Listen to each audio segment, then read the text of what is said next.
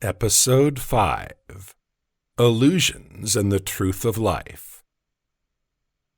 The keeper of the knowledge and his students settled down on a slightly sloping platform of a mountain ledge, created by nature itself. Below, a majestic stream carried the river waters, a winding ribbon glistening in the rays of the dawn sun. Its course smoothly skirted the green hills, and was lost in the thick syrup of morning fog.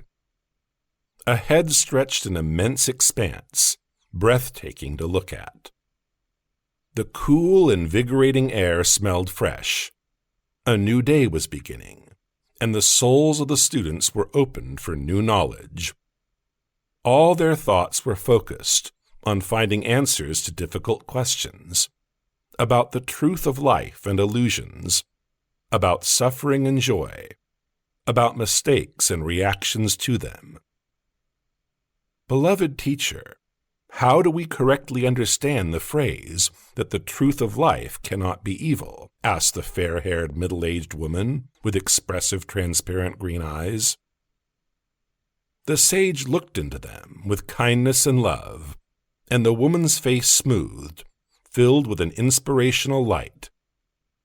Truth itself is good, the keeper replied, because truth is the knowledge. Even if this knowledge brings pain, the student asked the question again, to which the sage calmly nodded.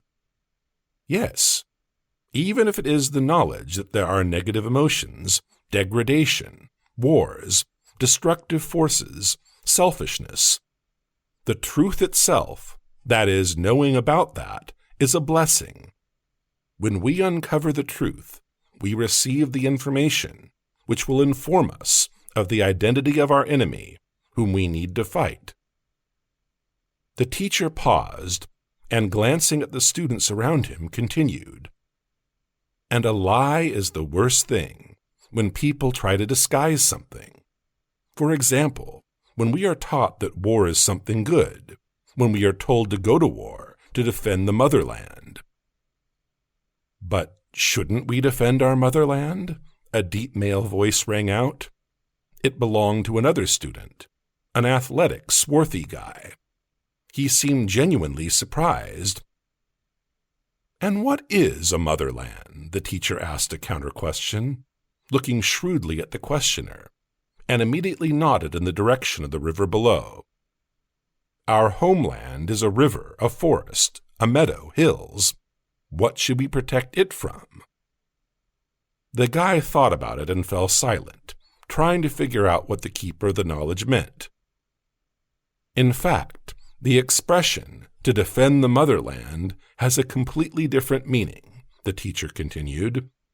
It means to protect the interests of the ruling elite.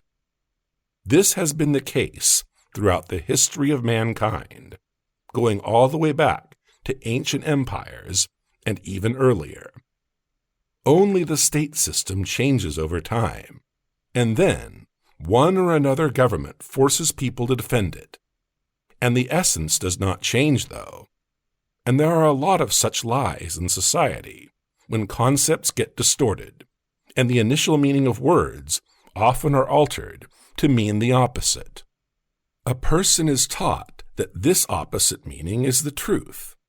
Everything is turned upside down, and a person lives like this without understanding what is really happening. He cannot distinguish the truth from lies, and this is very bad. Keeper, but the truth of life is not only the truth about wars, not only the distortion of facts by the authorities, but also some everyday issues, and also the truth about the person himself, isn't it? About his vices, about his shortcomings, the dark-skinned guy clarified. Do I understand correctly? That is right, Constantine, the sage confirmed. And it is good if a person first learns the bitter truth about himself and begins to develop spiritually in order to become better. Because if he first learns about higher matters, yet does not realize his spiritual ignorance and vices, then what good is it for him? Constantine nodded, making it clear that he had understood the sage's answer. Then the keeper again looked around at the students. Their concentrating faces showed that they were trying to wrap their heads around the information they had received, that this conversation was not just fun talk for them, but a reverential act of transferring the knowledge, which was accompanied by serious internal work. The keeper was anticipating more questions. A young girl with mischievous golden curls raised her hand. "Beloved teacher, I feel that I need to speak," she began uncertainly. "May I?" The sage smiled, sending rays of warmth and support to the student. The girl smiled back at him, exhaled, and spoke again. "When I started studying yoga and reading thematic books, a friend of mine once asked me, 'Why are you studying all that nonsense?' I replied that it was not nonsense, and offered her a book to read. To this, she replied that she already knew everything about life, and she had nothing more to learn, although she had never been engaged in spiritual practices and had no idea about them."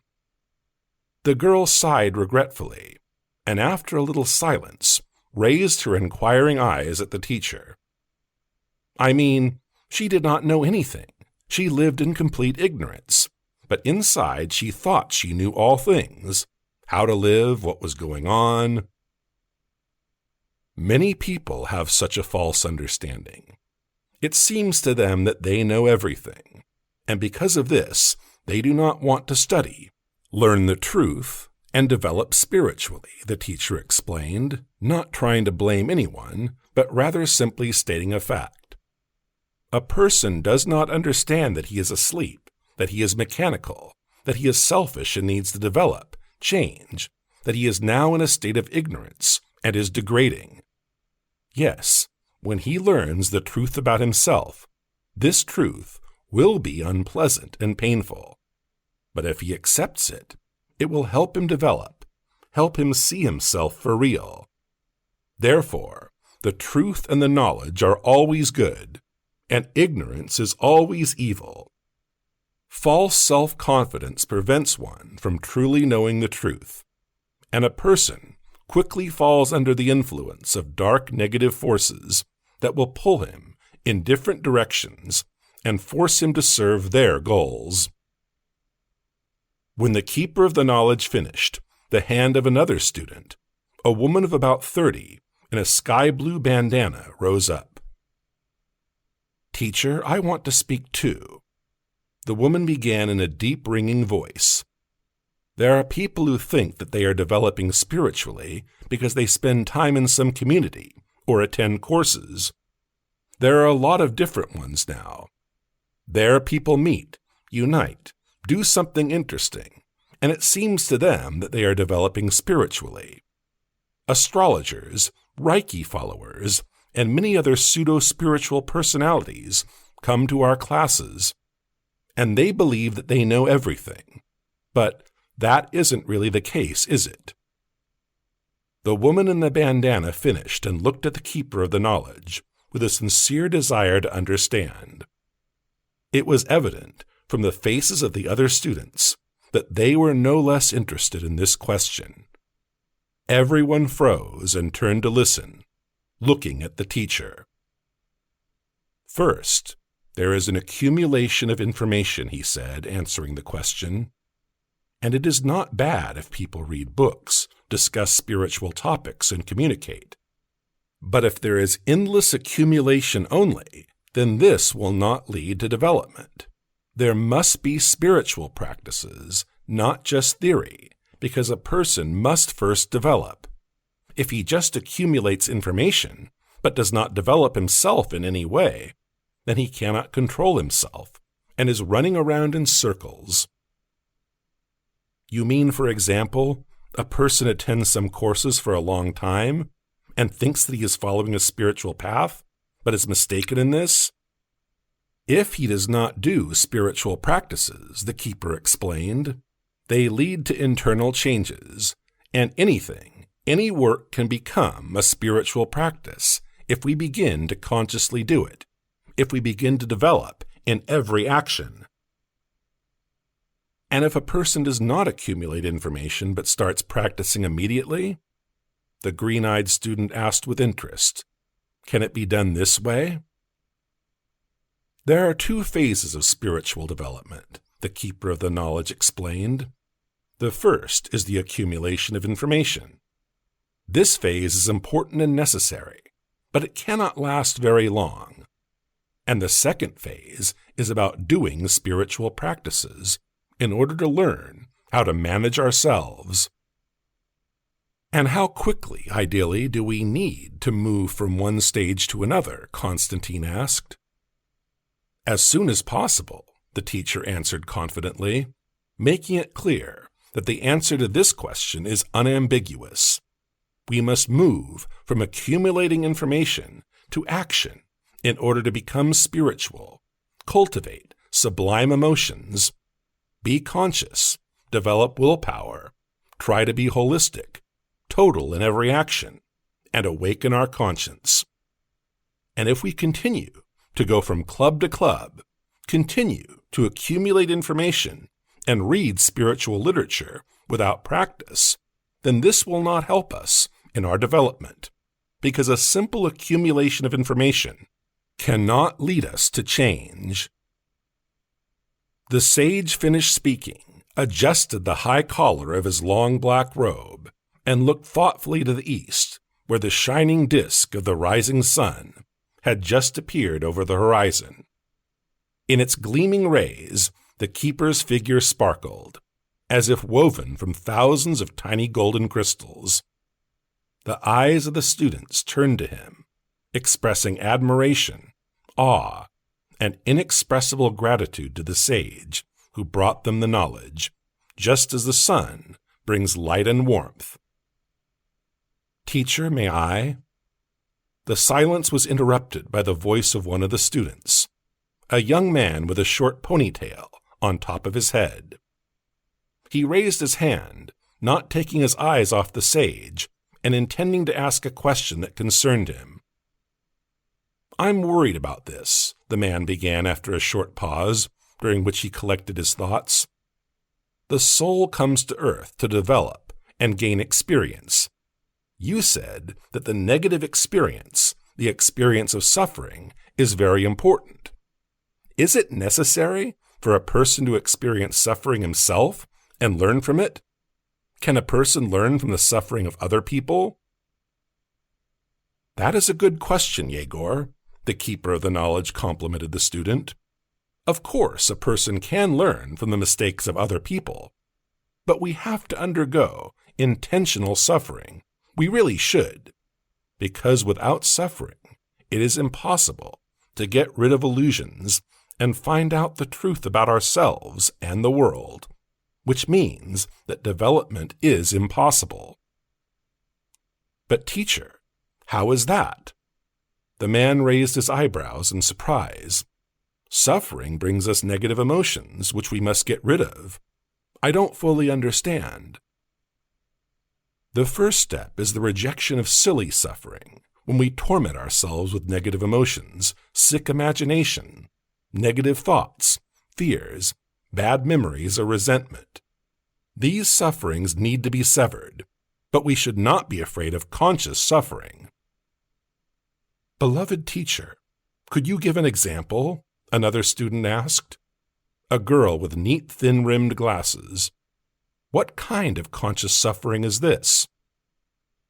"For example, when an athlete trains, it is hard for him, but he overcomes himself and continues training every day," the sage replied. "This is conscious suffering. This kind of suffering is necessary. It helps us develop. But when we awaken our conscience and stop justifying our faults, it hurts. Is this also conscious suffering?" the girl with the glasses asked again. "Yes, Yana, you understood everything correctly." The sage smiled. "When we awaken your conscience, we feel uncomfortable, but we have to do it consciously. because if we constantly feel comfortable and remain lazy, then we will never be able to develop. We will never be able to see the real state of affairs. And negative emotions, yes, we need to get rid of them, because they prevent us from being aware.